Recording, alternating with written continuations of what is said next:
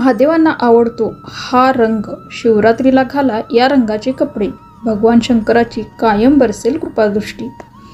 शिवरात्रीला या रंगाचे कपडे घातल्यास भगवान भोलेनाथ नक्कीच तुमच्यावर सदैव प्रसन्न राहतील। महाशिवरात्री म्हणजे समस्त भारतासाठी एक मोठा उत्सवच।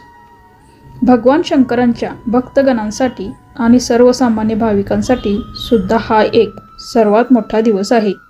हिंदू धर्मात महाशिवरात्रीच्या सणाला विशेष महत्त्व असल्याने संबंध जगभरातील हिंदू धर्मीय हा महादेवांचा सण धूमधडाक्यात साजरा करतात। पण तुम्हाला माहीत आहे का महाशिवरात्री का साजरी करतात? तर मंडळी, पुराणानुसार समुद्र मंथनातून निघालेल्या हलाहल याच दिवशी शंकरांनी प्राशन केले होते आणि विश्वाला विनाशापासून वाचवले, आणि तोच दिवस म्हणजे महाशिवरात्री होय। अजून एका कथेनुसार या दिवशी भगवान शिव आणि पार्वती यांचा विवाह झाला होता। अजून एका मान्यतेनुसार महादेवांनी या दिवशी तांडव नृत्य केले होते आणि महादेवांना शांत करण्यासाठी आणि भूलोकाचा विनाश टाळण्यासाठी लोकांनी प्रार्थना केली होती। तोच हा दिवस महाशिवरात्री होय। तर अशा अनेक दंतकथा असो वा मान्यता, आपल्यासाठी मात्र तन मनात शिव हा जप बसतो, ज्याच्या प्रेमापोटी आपण त्यांची भक्ती करण्यासाठी तयार होऊन आजच्या दिवशी मंदिरात जातो।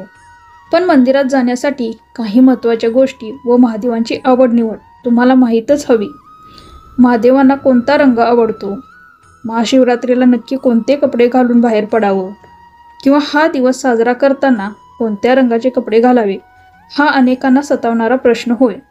या दिवशी भगवान शंकराला बेलपत्र अर्पण केले जाते आणि त्यांचा रंग हिरवा असतो।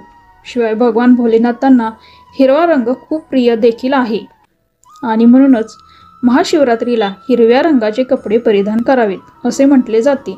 आम्ही तुम्हाला सांगितल्याप्रमाणे हिरवा रंग भगवान शंकरांना खूप प्रिय आहे, म्हणून तुम्ही या रंगाचा कोणताही सूट किंवा साडी या दिवशी परिधान करू शकता।